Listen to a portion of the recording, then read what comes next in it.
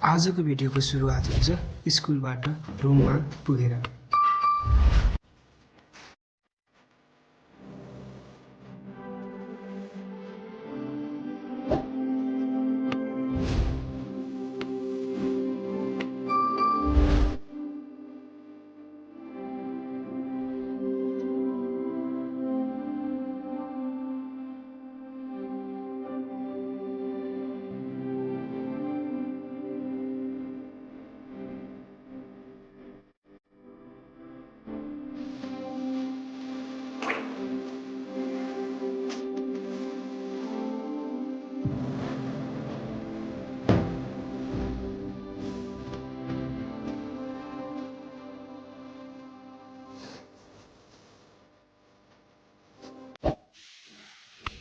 अब चाहिँ फाइनल्ली कोठा पनि अलि सरसफाइ गरे जस्तो गरेँ।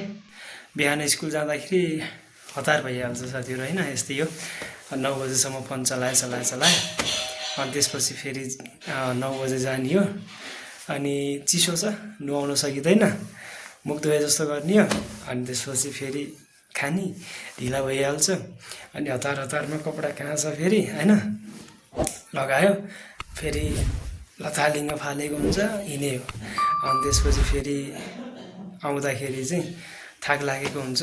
आज फेरि मिलाउन मन लाग्दैन, तर पनि थोरै मिलाएको जस्तो गरेर जे होस् दिनभरिको कामले चाहिँ अलि थकान महसुस भएको छ क्या। सो मलाई पहिला लाग्थ्यो क्या टिचर हुँदाखेरि चाहिँ मजा हुन्छ होइन, दिनभरि गयो कलेक्चर दियो होइन, अनि यस्तै हो जिन्दगी। जे होस् टिचर हुनु चाहिँ मजा आउँदो रहेछ भन्ने लाग्थ्यो क्या, तर रहेनछ, एकदमै गाह्रो रहेछ।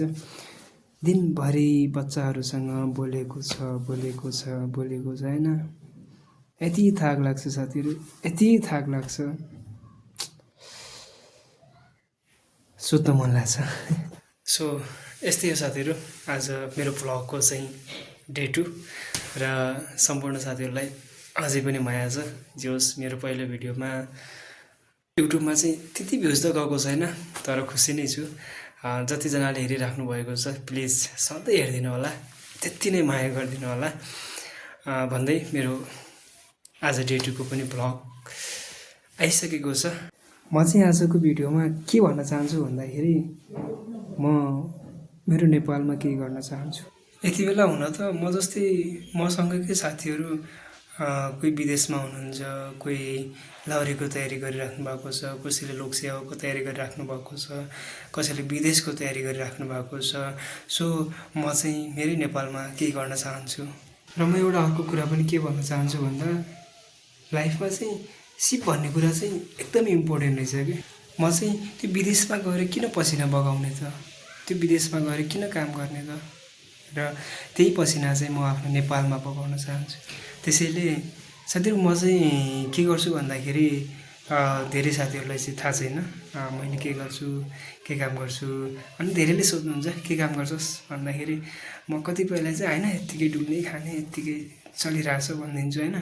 तर स्पेसल्ली चाहिँ मैले के गर्छु भन्दाखेरि स्कुलहरूमा ह्यान्ड राइटिङ सिकाउने प्लस भित्ताहरूमा पनि लेख्ने कामहरू पनि गर्छु। र जे होस् करिब 2-3 वर्ष भइसक्यो यसैमा लागेको, खुसी नै छु। ह्यान्ड राइटिङ प्लस वाल पेन्टिङकै क्रममा चाहिँ म धेरै ठाउँहरूमा घुम्न पाएको छु। मलाई आश पनि थिएन कि म यति ठाउँहरूमा चाहिँ घुम्न पाउँछु, यस्तो ठाउँहरूमा घुम्न पाउँछु भनेर कहिले सोचेको पनि थिएन। म चाहिँ 11-12 पढिरहँदाखेरि पनि म आफ्नो दैलेख जिल्लाभन्दा चाहिँ बाहिर कतै पनि गएको थिएन। र मलाई लाग्थ्यो यो संसार मेरो गाउँ जस्तै छ जस्तो लाग्थ्यो, तर साँच्चै रहेनछ।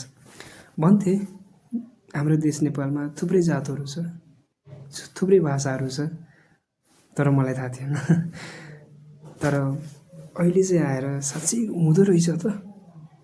धेरै ठाउँहरूमा जान्छु, फरक भाषा सुन्छु, फरक त्यो जातहरू सुन्छु होइन, अनि फरक एउटा संस्कृतिहरू देख्छु, साँच्चै रहेछ। तर अब भर्खरै मैले चाहिँ भ्लग स्टार्ट गरेको छु। अब चाहिँ म जुन ठाउँमा जान्छु, जुन भाषा के देख्नेछु त्यो सब यो तपाईँले भिडियोमा देख्न सक्नुहुनेछ। सो त्यसको लागि चाहिँ मलाई फलो गर्न चाहिँ नबिर्सनु होला। युट्युबमा हेरिराख्नु भएको छ भने सब्सक्राइब गरेर बेल आइकन पनि दबाउन नबिर्सनु होला। यस्तो हो, नेपालमै के गर्छु भन्दाखेरि चाहिँ अब पछि गएर फेरि विदेश जानु पर्यो भने त अब धेरै साथीहरूले भन्न सक्नुहुन्छ, हो कुनै बेला चाहिँ विदेश जाँदैन है भनेको थियो, तर आज गएको छ।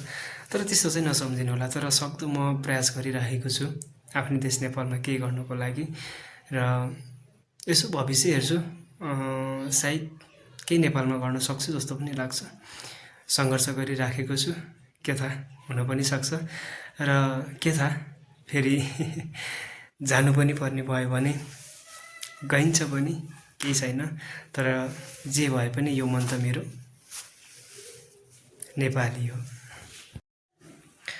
र साथीहरू, मेरो पहिल्यैदेखिको सपना पनि हो एउटा आर्टिस्ट बन्ने।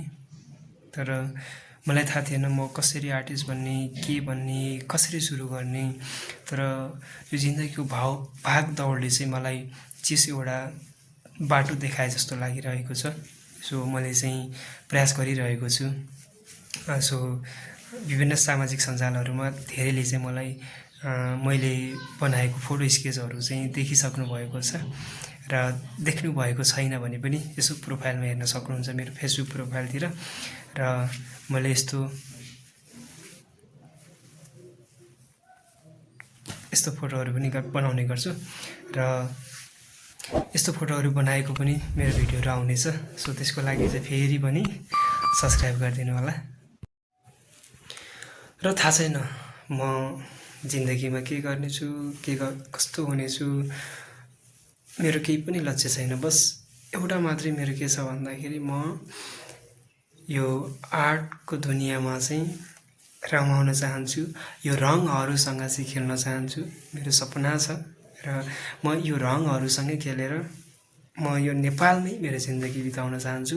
त्यसको लागि चाहिँ सम्पूर्ण साथीहरूले चाहिँ माया गरिदिनु होला, र मेरो काम कस्तो लाग्छ त्यस्तै सल्लाह सुझाव दिनु होला। र मेरो डे 1 को भ्लगमा चाहिँ त्यति भ्युज त आएको छैन, तर खुसी नै छु। र जतिले माया गरिदिनु भएको छ सधैँ माया गरिदिनु होला, सधैँ मेरो भिडियोहरू हेरिदिनु होला भन्न चाहन्छु। र यदि राम्रो लाग्छ भने चाहिँ छ्यास्स कमेन्ट पनि गर्न सक्नुहुन्छ है त। र आजको भिडियो यति नै। कस्तो लाग्यो साथीहरू त्यस्तै कमेन्ट गरिदिनु होला। र राम्रो लाग्यो भने अर्को भिडियोको लागि चाहिँ अझै पनि सब्सक्राइब गर्नुभएको छैन भने सब्सक्राइब गरेर साइडमा रहेको बेल आइकन पनि दबाइदिनु होला। किनभने मेरो अर्को भिडियो चाहिँ फेरि भोलि आउनेछ, भोलिको 7 बजेभित्रै आउनेछ। र त्यति बेला पनि फेरि चाहिँ हेरेर चाहिँ कस्तो लाग्यो त त्यस्तै सल्लाह सुझाव दिनु होला। फेरि म भोलि चाहिँ नयाँ भिडियो लिएर आउनेछु।